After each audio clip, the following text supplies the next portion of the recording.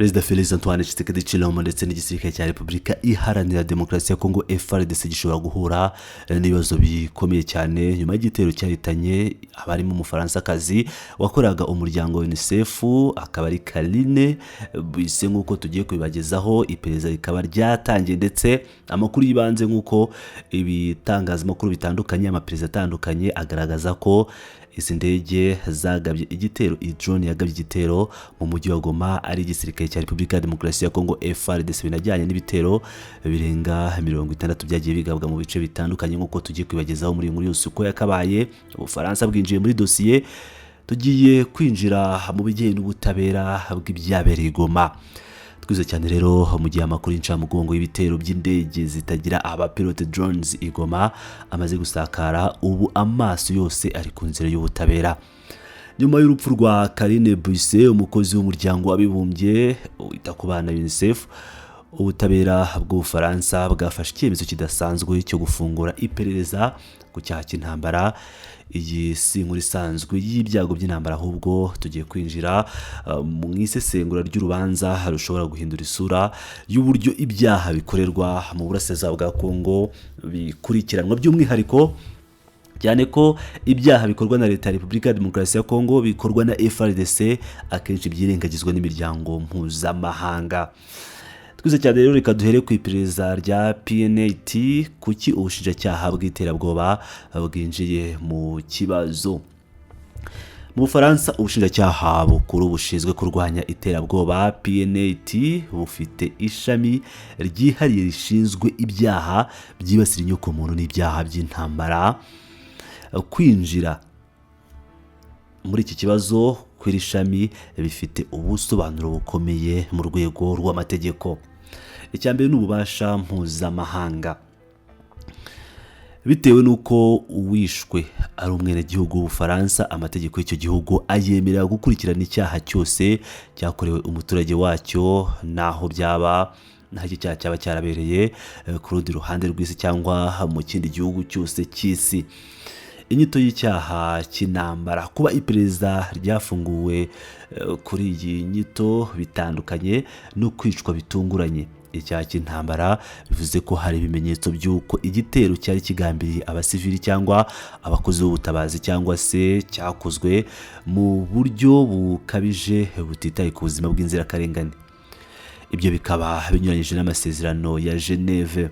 Inshingano z'urwego rwa OCLCH gushaka ukuri mu muvundo w'intambara. Iperereza ryashyikirijwe urwego rwa gendarmerie rishinzwe kurwanya ibyaha byibasira inyokomuntu OCLCH. Uru rwego rufite inararibonye mu gushakisha abakoze ibyaha bya jenoside n'ibyaha by'intambara hirya no hino ku isi. Akazi kabo kagiye gakomeza kubera impamvu zikurikira. Hari ugusesengura ibikoresho bya gisirikare. OCLCH igomba gukoresha inzobere mu by'ibisasu n'indege zitagira abapilote kugira ngo hamenyekane ubwoko bwa drone yakoreshejwe n'aho yaturutse. Hari ugukoresha amakuru y'ubutasi n'ibyogajuru. Mu gihe Goma igenzurwa na AFC M23, abagenzacyaha b'Abafaransa bazifashisha amakuru y'ibyogajuru, no kuvuga amafoto ya satellite, ndetse bakoreshe n'andi makuru y'ikoranabuhanga rya gisirikare kugira ngo bamenye neza aho igisasu cyaturutse. Hari ugukuraho urujijo rwo kwitana ba mwana. Mu gihe leta ya Kongo n'inyeshyamba za M23 bikomeje kwitana ba mwana, raporo z'impuguke nka OCLED zigaragaza ko FARDC ariyo ifite drones nyinshi muri ako gace zizaba imfashanyigisho ikomeye mu gutunga urutoki abanyacyaha nyabo. Ingaruka rero ku bakoreye mu burasirazuba bwa Repubulika ya Demokarasi ya Kongo, ishyano rishobora kugwira abayobozi ba gisirikare. Iri perereza rishobora kugira ingaruka zikomeye ku bayobozi ba gisirikare, haba muri FARDC cyangwa muri M23. Iyo ubushinjacyaha bw'Ubufaransa bufunze iperereza bukerekana ko hari umuyobozi wa gisirikare watanze itegeko ryo kurasa mu gace k'abasivile bishobora kuvamo gusora impapuro z'isi yose zo kumuta muri yombi, international arrest warrants. Ibivuze ko umuntu wese uzahamwa n'iki cyaha atazongera kugira umutekano wo kugenda mu bihugu by'Uburayi cyangwa ibindi bihugu bifitanye amasezerano n'Ubufaransa. Ibi ni ubutumwa bukomeye ku mpande zishyamiranye muri Kongo ko ikoranabuhanga rya drone ritari ryo kubaha ubudahangarwa bwo kwica abasivile mu bwijima. Uruhare rero rw'umuryango mpuzamahanga n'urukiko rwa ICC. Urupfu rwa Karine Buse ruzongera umurego ku iperereza ry'urukiko mpuzamahanga mpanabyaha ICC CPI riri gukorwa muri Repubulika ya Demokarasi ya Kongo. Kuba UNICEF ari urwego rw'umuryango w'abibumbye, iki gitero gifatwa nko gusuzugura mu buryo bukabije ubutabera n'amahame mpuzamahanga. Ubutabera ntibuzibanda gusa ku washyize urutoki mu mbarutso, ahubwo n'ubuyobozi bukuru bw'ingabo Chair of Command bwatanze amategeko yo gukoresha izo drones mu bice bituwemo n'abaturage cyangwa abakozi b'ubutabazi. Mu gusoza rero, igihombo cyashyize ukuri ahagaragara. Nubwo ubuzima bwa Karine Buse budashobora kugaruka, inzira y'ubutabera yafunguwe n'Ubufaransa.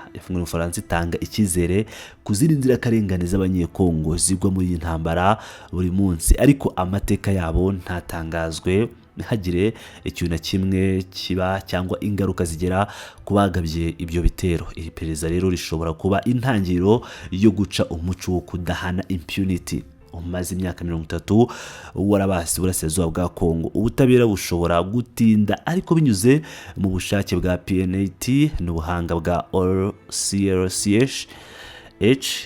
Uyu munsi inyito y'icyaha cy'intambara ntabwo ari ijambo gusa, ahubwo ni umukandara ugiye gufunga abicanyi bitwaza intambara kugira ngo bice inzirakarengane. Ngira ngo rero nk'uko mu byiyumvira, ibintu birakomeye cyane mu burasirazuba bwa Repubulika ya Demokarasi ya Kongo nyuma y'igitero gikomeye cyane cyagabwe n'ingabo za Repubulika Iharanira Demokarasi ya Kongo FARDC, cyane ko hari amakuru y'ibanze agaragaza uburyo iki gitero cyagabwe n'ingabo za Repubulika Iharanira Demokarasi ya Kongo FARDC, aho ayo makuru ashyira hanze ibijyanye n'indege zagiye zigaba ibitero mu bice bitandukanye, indege za FARDC rero ikaba iri ku ruhembe mu bashinjwa kuba baragize uruhare. Ni ukuvuga ngo iperereza riratangiraho, ariko igihari ni uko ibintu M23 yakomeje kugenda ivuga, ibintu abayobozi ba AFC M23 Alliance Fleuve Congo Mouvement du 23 Mars bakomeje kugenda bagaragaza ko bagabwaho ibitero ndetse byanagize uruhare